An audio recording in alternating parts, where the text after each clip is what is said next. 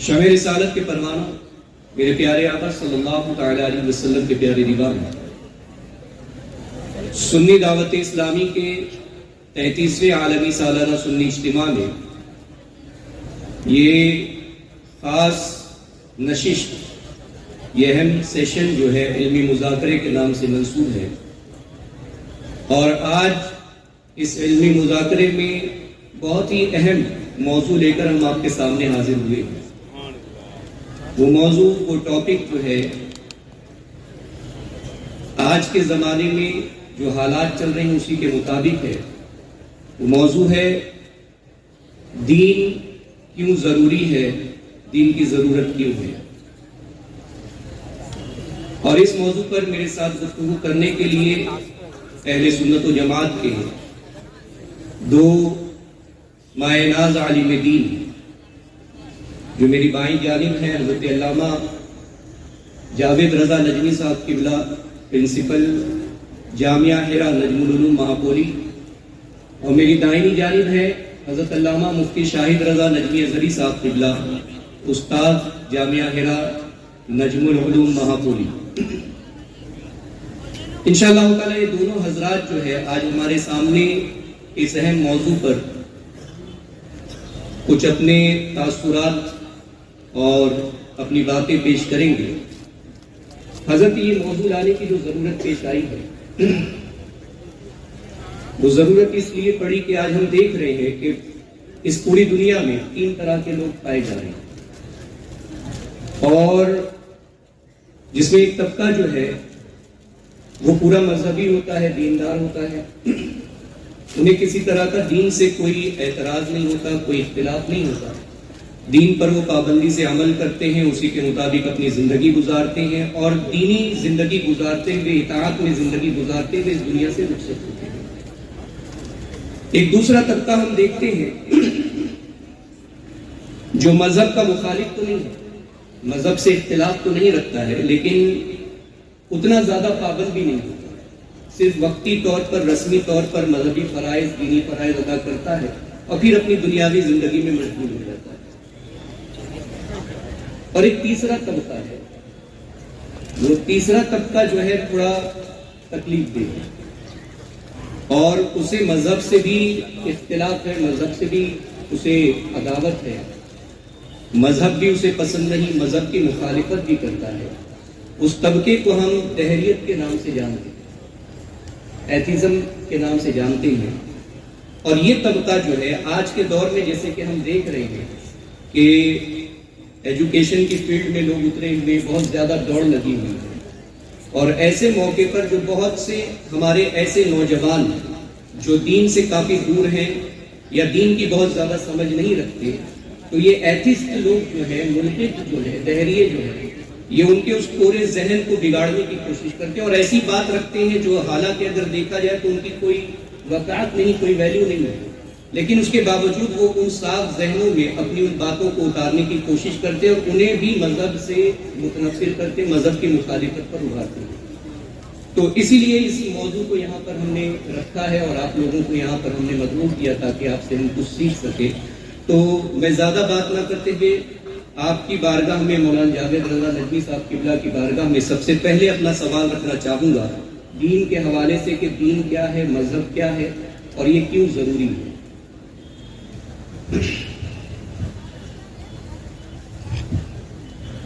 السلام علیکم ورحمۃ اللہ وبرکاتہ۔ لک الحمد یا اللہ والصلاۃ والسلام علی رسول اللہ صلی اللہ تعالی علیہ وسلم۔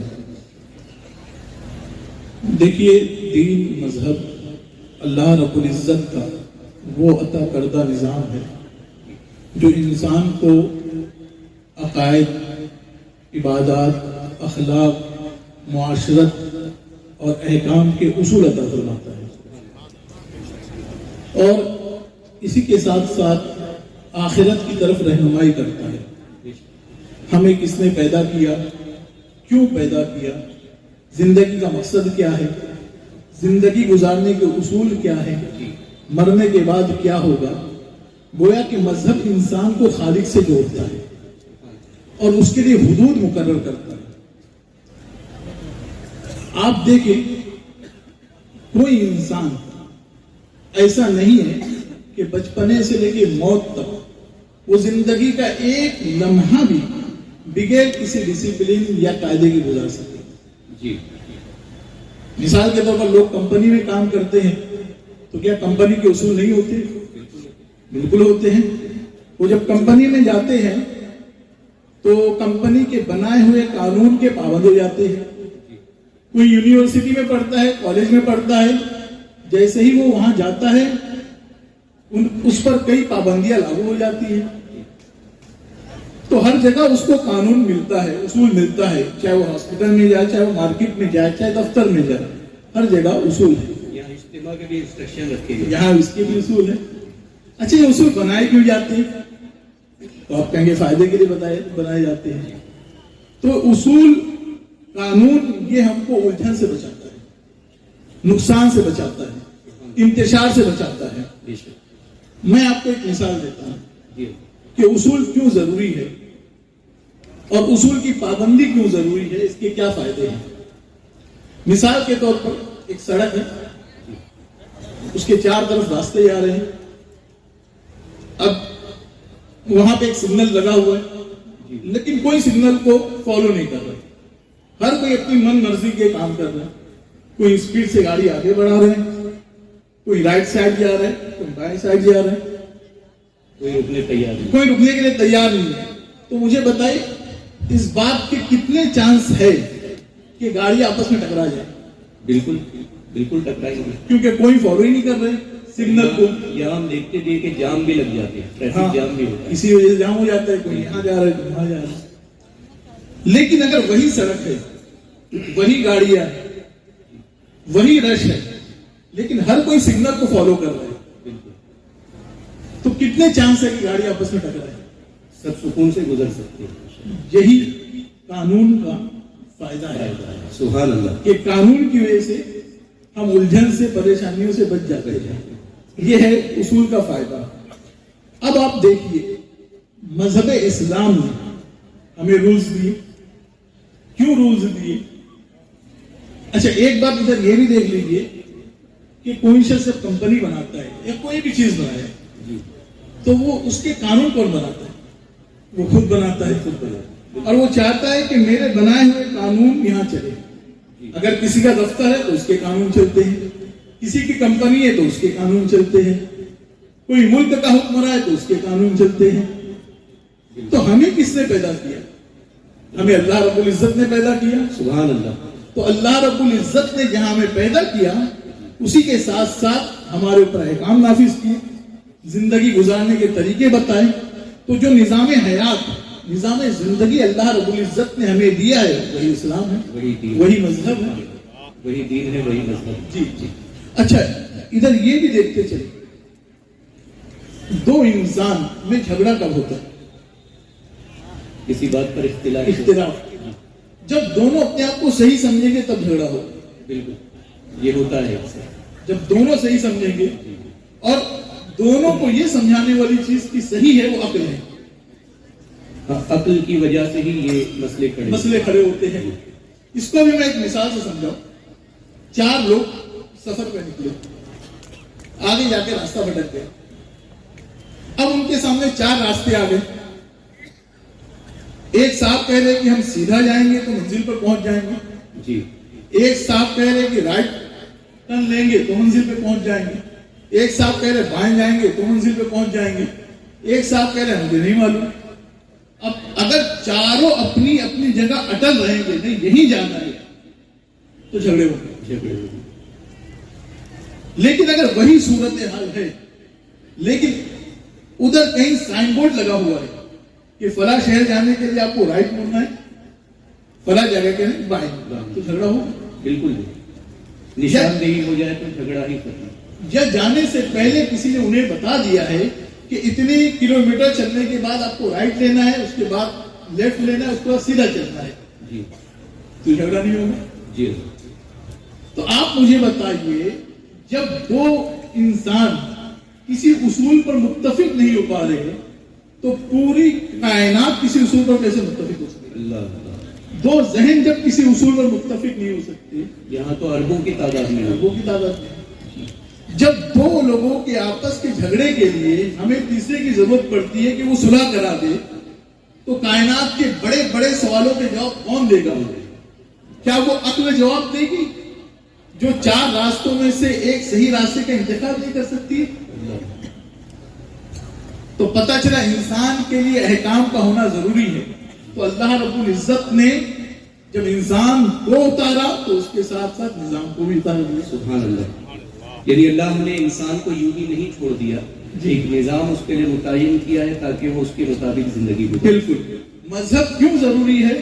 مذہب اس لیے ضروری ہے کہ مذہب انسان کو زندگی کا مقصد بتاتا ہے کہ تمہاری زندگی کا مقصد کیا ہے اور کیسے جینا ہے. کیسے جینا ہے. مذہب اس لیے ضروری ہے کہ مذہب انسان کو اخلاق عطا کرتا ہے. اگر مذہب نہیں ہوگا تو اخلاق ذاتی فائدے کے طور پر بدلتے رہیں گے. جی. اور چاہے جتنا دنیا ترقی کر لے لیکن انسان کو انسان بنانے والی چیز صرف مذہب دے سکتا ہے. آپ دیکھیں آج دنیا کے پاس تکبر کا علاج نہیں ہے، جی. حسد کا علاج نہیں ہے، لالچ کا علاج نہیں ہے، بغض کا علاج نہیں ہے. اس کا علاج اگر آپ کو کہیں ملے گا تو صرف مذہب میں ملے گا. مذہب انسان کو روحانی سکون عطا کرتا ہے. ہر بیماری کے تو علاج ہے لیکن روحانی بیماری کا علاج. کیونکہ مذہب روح کی غذا ہے. جی. سبحان اللہ. وہ انسان کو یہ سکھاتا ہے کہ تو انصاف قائم کرو، ایک روز تمہیں رب کی بارگاہ میں حاضر ہونا ہے اور اپنے کیے ہوئے اعمال کے بارے میں جواب دہ ہونا ہے. سبحان اللہ. جب یہ جواب دہی کا تصور ہوتا ہے تو ظالم ظلم کرنے سے بچتا ہے. ورنہ ایک انسان سوچے گا، ایک ملحد سوچے گا میں جھوٹ کیوں نہ بولوں؟ اگر جھوٹ بولنے سے مجھے لاکھوں روپے کا فائدہ ہو رہا ہے تو میں جھوٹ کیوں نہ بولوں؟ میں دھوکہ ہی دینا پڑے گا. دھوکہ دینا، میں سودی کاروبار کیوں نہ کروں؟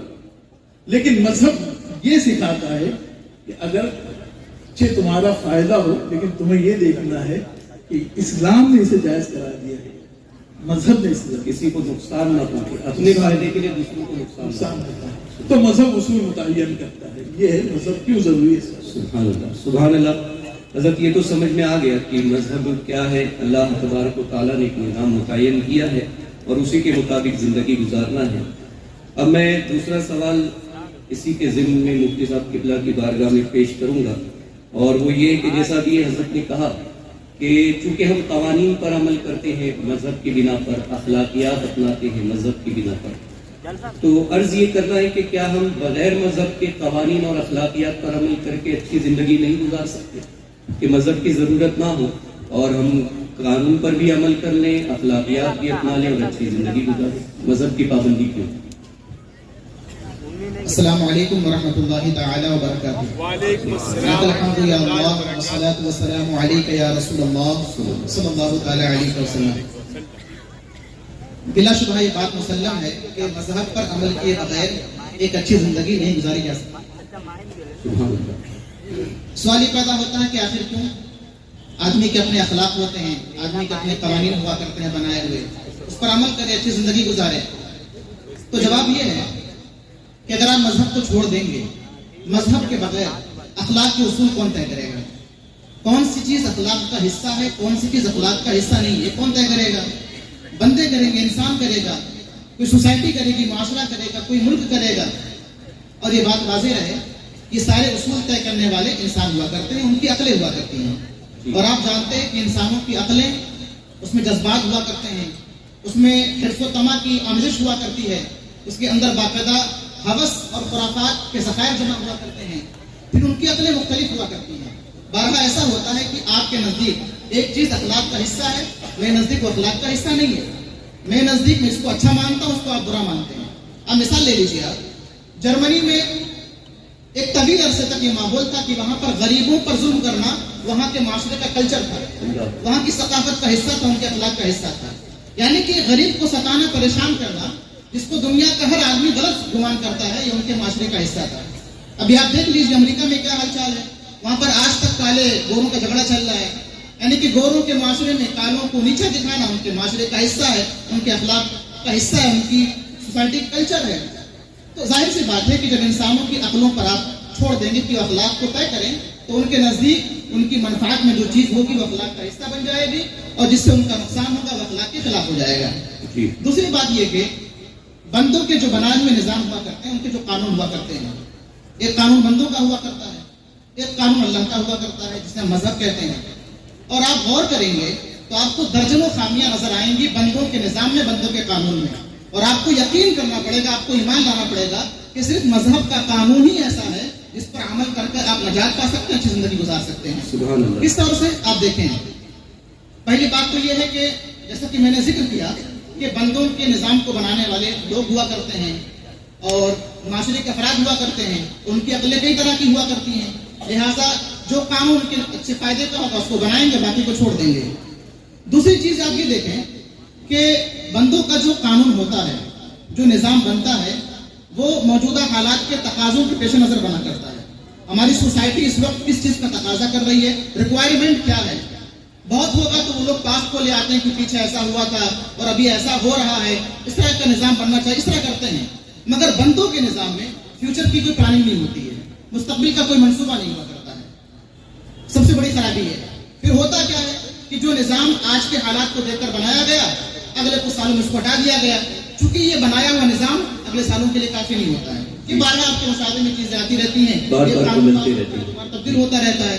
لیکن اللہ اس کائنات کو بنانے والا ہے، وہ جانتا ہے کہ قیامت تک ہمارے بندوں کی حاجتیں کیا ہوں گی، ان کی ضروریات کیا ہوں گی، اور کس معاشرے میں کیسے حالات ہوں گے، اللہ سب کو جاننے والا ہے. تو اللہ نے قیامت تک، چونکہ چیزوں کو جاننے والا ہے، تو اس نے باقاعدہ قیامت تک کے لیے ایسے اصول طے کر دیے ہیں، ایسے قوانین دے دیے ہیں کہ بندہ اس پر عمل کرتا ہے اور کامیاب ہو جایا کرتا ہے. زمانہ کیسا بھی ہو، حالات کیسے بھی آ جائیں، قومیں تبدیل ہو جائیں، مگر اللہ کا نظام اٹل ہوتا ہے، اس میں تبدیلی نہیں آتی ہے. دوسری چیز آپ یہ دیکھیں کہ بندوں کے نظام میں ایک بڑی خرابی یہ ہوتی ہے، قانون میں خرابی یہ ہوتی ہے کہ بندوں کے اصول و قوانین میں شخصی اصلاح کا پہلو نہیں ہوتا، جس کو ہم کہتے ہیں سیلف ریفارم کا کوئی پہلو نہیں ہوتا، کوئی چانس نہیں ہوتا. کس طور سے آپ دیکھیں کہ دنیا کے بہت سارے ملکوں میں شراب پینا جرم نہیں ہے، شراب پیتے ہیں وہ، آپ شراب پیجئے، جرم کب ہوگا، اس پر سزا کا نفاذ کب ہوگا، اسے لوگ برا کب مانیں گے، جبکہ آپ شراب پینے کے بعد معاشرے کا نقصان کریں، آپ سڑکوں پر اتر آئیں، آپ کسی کو مارے پیٹیں، آپ روڈ جام کر دیں، آپ کسی کو قتل کر دیں. یعنی کہ ان کے یہاں صرف شراب پینا جرم نہیں ہے، شراب پینے کے بعد جو گناہ ہوں گے اور جس کی بنا پر معاشرہ خراب ہوگا وہ جرم ہوگا. آپ شراب پیتے رہیے، کسی کو تکلیف مت پہنچائیے. حالانکہ پوری دنیا مانتی ہے کہ شراب پینے سے مال تباہ ہو جاتا ہے، خاندان تباہ ہو جایا کرتا ہے، عقلیں تباہ ہو جایا کرتی ہیں، اس کے باوجود بھی ان کے یہاں شراب پینا جرم نہیں ہے. ایسے آپ دیکھیے زنا کرنا، دنیا کے اصولوں میں زنا کرنا اس وقت جرم ہوگا جبکہ زنا بغیر رضامندی کے ہو. اگر زنا رضامندی کے ساتھ ہو رہا ہے تو دنیا کے اصول میں اس کے لیے عقوبت، اس کے لیے سزا نہیں ہے، وہ کرائم نہیں ہے، جرم نہیں ہے. وہ جرم کب بنے گا، جبکہ وہ زبردستی کے ذریعے کیا جائے، کسی کو تکلیف دے کر کیا جائے.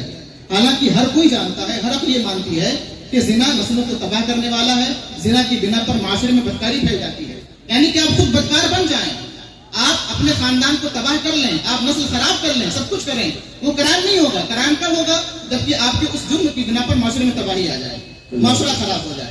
تو اس طریقے سے بندوں کے نظام میں اور اصول میں سیلف ریفارم کا پہلو نہیں ہوتا، جبکہ اللہ کا نظام یہ ہے کہ شراب پینا ہی جرم ہے. جس شراب کی بنا پر عقلیں تباہ ہونے والی ہیں، جس شراب کی بنا پر خاندان تباہ ہونے والے، اللہ نے اسے کو جرم قرار دے دیا تاکہ وہ اگلے گناہوں کا ذریعہ نہ بنے. زنا کی بنا پر نسلیں خراب ہوتی ہیں، لہذا زنا کرنا جرم ہے، بلکہ زنا کی طرف جو چیزیں لے کر جانے والی وہ جرم ہے. ایک بڑا فرق ہے مذہب کے نظام میں اور بندوں کے بنائے ہوئے نظام میں.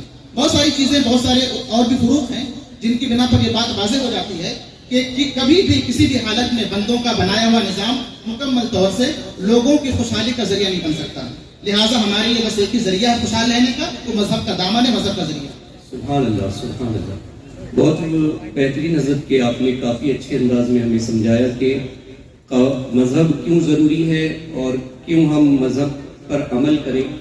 اخلاقیات ہم مذہب کو چھوڑ کر نہیں اپنا سکتے اور قوانین بھی ہم مذہب کے خلاف جا کر کے نہیں اپنا سکتے، کیونکہ ہمیں یہ واضح ہو گیا کہ اللہ تبارک و تعالیٰ نے ہمارے لیے جو قوانین بنائے ہیں وہ ہماری بہتری کے لیے، اور ہم اسی کے مطابق عمل کریں تو ہمیں دنیا میں بھی فائدہ ملے گا اور آخرت میں بھی فائدہ ملے گا انشاءاللہ.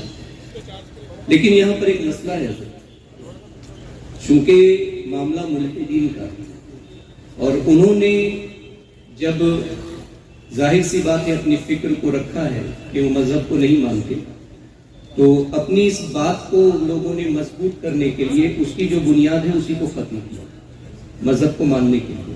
اس لیے کہ مذہب کو اس وقت مانا جاتا ہے جب خدا کا تصور موجود ہو, جب یہ مانا جائے کہ خدا موجود ہے. لیکن انہوں نے سرے سے انکار ہی کر دیا. جو ایتھسٹ ہیں وہ سرے سے انکار کرتے ہیں کہ جب خدا ہی نہیں ہے تو پھر ہم مذہب کو کیوں مانیں. ان کے نزدیک یہ کہ مذہب انسانوں نے بنایا ہے, کوئی خدا ہے ہی نہیں. تو اب آپ ہمیں بتائیں کیا خدا موجود ہے؟ دیکھیے دنیا کی جتنی چیزیں ہیں, جو چیز موجود ہے, جتنی چیزیں ہیں, وہ سب اس بات کا پتہ دے رہی ہے کہ خدا موجود ہے. سبحان اللہ. میرے ہاتھ میں مائک ہے, یہ کرسی ہے, یہ ٹیبل ہے, یہ کیمرہ ہے, یہ لائٹ ہے, یہ پنکھے ہیں, یہ سب اس بات کا پتہ دے رہے کہ خدا موجود ہے. یہ مائک بھی, یہ مائک بھی سب بتا رہے کہ خدا موجود جو بول رہے ہیں اس لیے نہیں, یہ ہم بول رہے اس لیے نہیں. آپ مجھے بتائیے مائک ہے تو کیوں ہے؟ اس لیے کہ کسی نے اس مائک کو بنایا ہے تو یہ ہے. اگر کوئی مائک بنانے والا نہیں ہوگا تو کیا مائک موجود ہوگا؟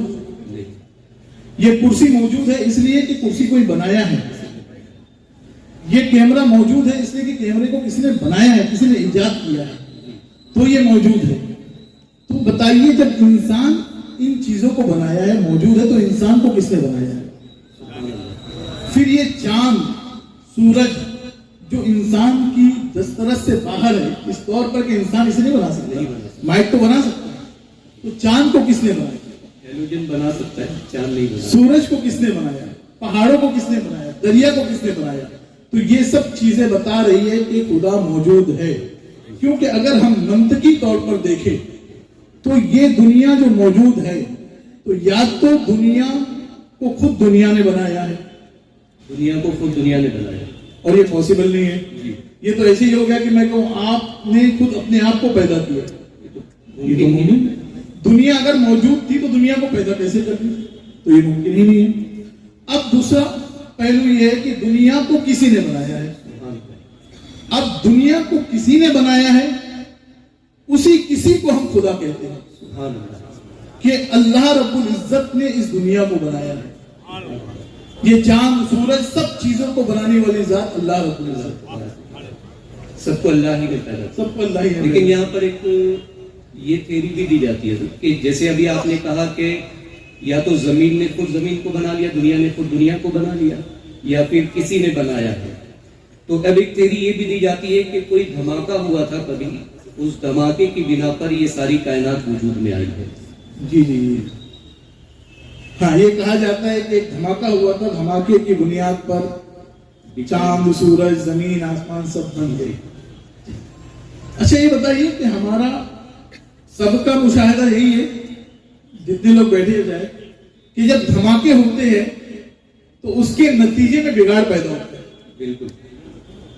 جب دھماکہ ہوگا تو اس کے نتیجے میں بگاڑ پیدا ہوتا ہے. نعرہ تکبیر, نعرہ رسالت, سنی دعوت اسلامی, حضور امیر سنی دعوت اسلامی.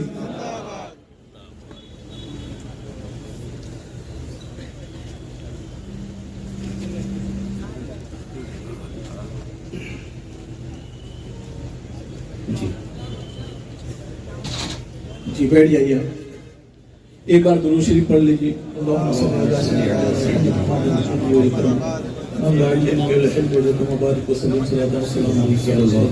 وسلم. تو میں یہ کہہ رہا تھا کہ دنیا کا ہر انسان اس بات کا تجربہ رکھتا ہے کہ جب دھماکے ہوتے ہیں چیزیں برباد ہوتی ہیں. سالہ سال کی محنت سے بنی ہوئی عمارتیں دھماکے کی وجہ سے لمحے بھر میں زمین بوس ہو جاتی ہے. دھماکے کی زد میں جتنی چیزیں آتی ہیں سب برباد ہو جاتی ہیں, کوئی بچتی ہے کوئی نہیں. جاندار آتے ہیں تو پرخچے اڑ جاتے ہیں.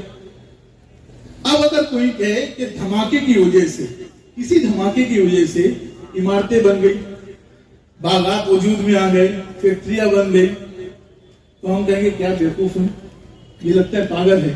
ایسا کیسے پوسیبل ہے کہ دھماکہ ہو اور چیزیں وجود میں آ جائیں, چیزیں بن جائیں.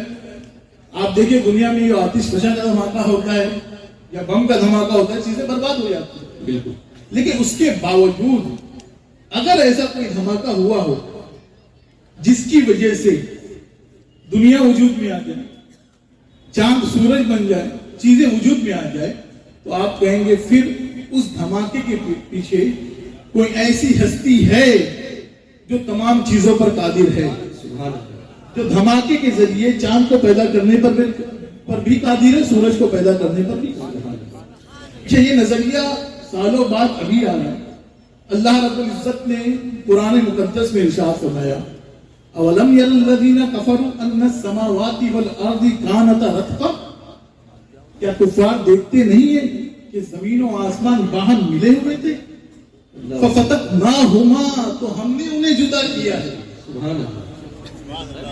تو اللہ رب العزت خود ارشاد فرما رہے ہیں یہ زمین و آسمان پہلے ملے ہوئے تھے, ہم نے انہیں جدا کیا ہے.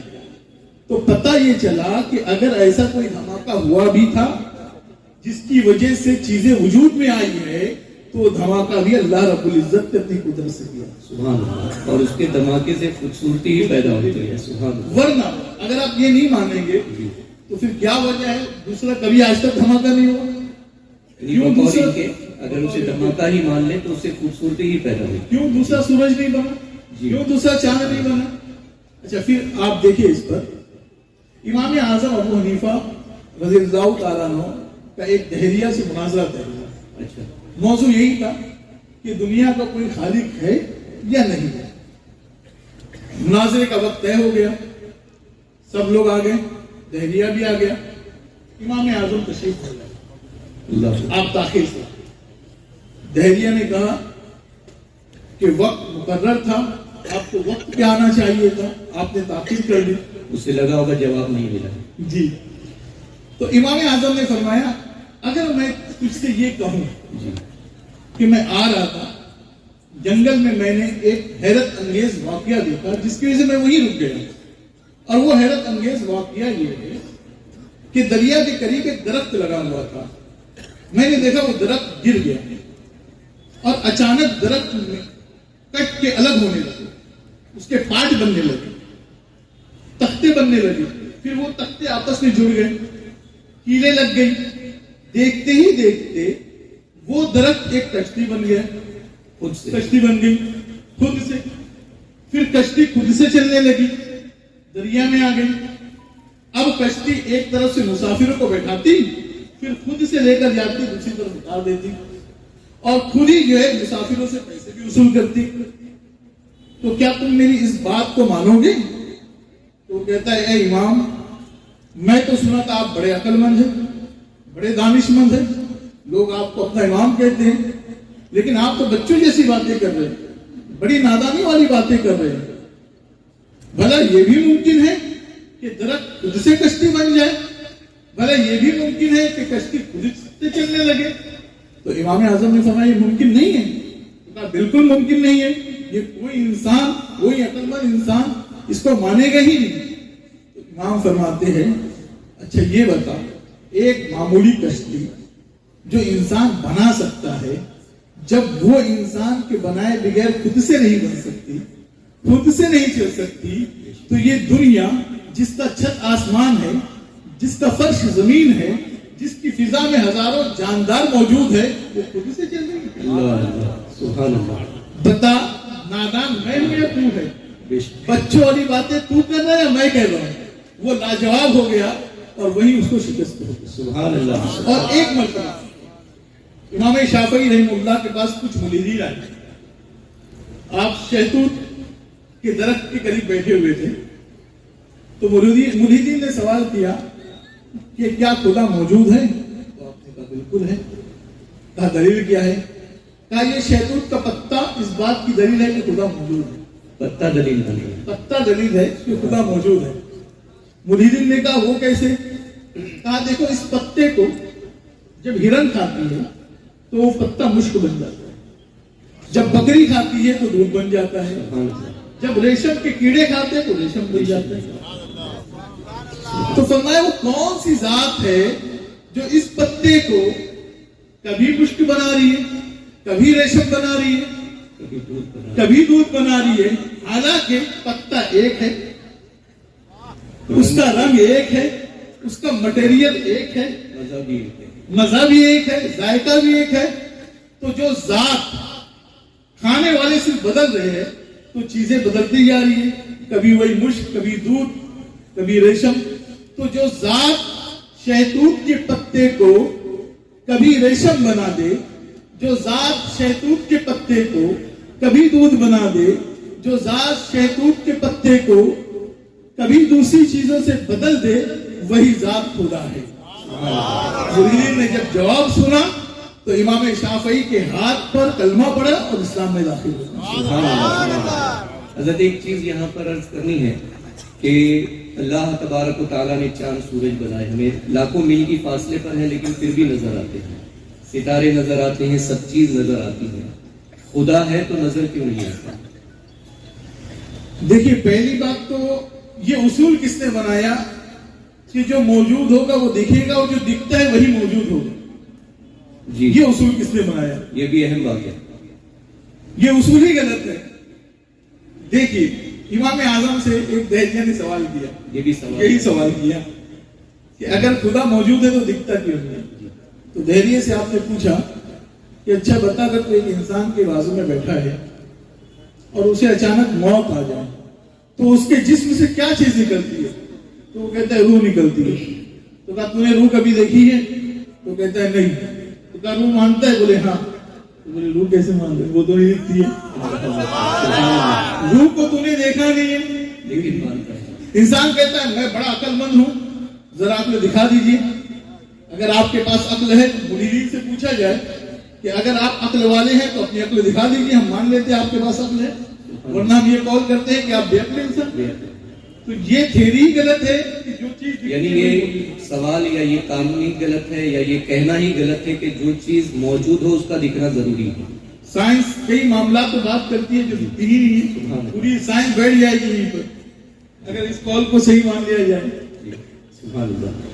اب ایک سوال میں حضرت مفتی صاحب قبلہ کی خدمت میں عرض کرنا چاہوں گا حضرت کہ یہاں پر جو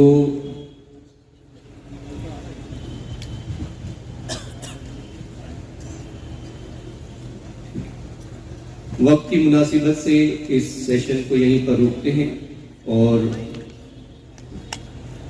میں امید کرتا ہوں کہ آپ نے اتنی چیزوں کو سیکھ لیا ہوگا کہ مذہب کیا ہے، کیوں ضروری ہے، اور اللہ تبارک و تعالیٰ کے وجود پر جو اعتراضات ہوتے ہیں ہم عقلی طور پر بھی یہاں پر قرآن کے بے شمار دلائل، بہت سی آیتیں، بہت سی حدیثیں، بہت سے واقعات موجود ہیں، انہیں نہ پیش کرتے ہوئے عقلی دلائل اس لیے پیش کیے گئے تاکہ ہم خود اپنے اندر اور اپنے معاملات میں غور کر کے اس بات کو پہچان سکیں اور جواب بھی دے سکیں ایسے بے عقلوں کو جو بے عقلی والی باتیں کرتے ہیں، اور ان کو بتا بھی سکیں کہ خدا کے وجود کے لیے بہت سی نشانیاں ہیں جو ہمارے آس پاس ہی ہیں. اور میں آخر میں یہ بات عرض کرنا چاہوں گا کہ جس طریقے سے تحریک سنی دعوت اسلامی ہر فیلڈ میں، ہر میدان میں آپ کی خدمت کے لیے، آپ کی اصلاح کے لیے حاضر ہے، اسی طرح آپ کے عقائد کی اصلاح کے لیے بھی ہم ہر وقت، ہر لمحہ موجود ہیں. جو بھی اس موضوع کے حوالے سے جو کچھ بھی سیکھنا چاہتا ہے، ہمارے علماء نجمین کی ٹیم موجود ہے، وہ ضرور سنی دعوت اسلامی سے آپ لوگ اپنے تعلق کو مضبوط کریں اور ہم سے جڑ کر ان باتوں کو سیکھیں. اللہ تعالی ہم سب کو عمل کی توفیق عطا فرمائے. وآخر دعوانا الحمد للہ رب العالمین. السلام علیکم ورحمۃ اللہ وبرکاتہ.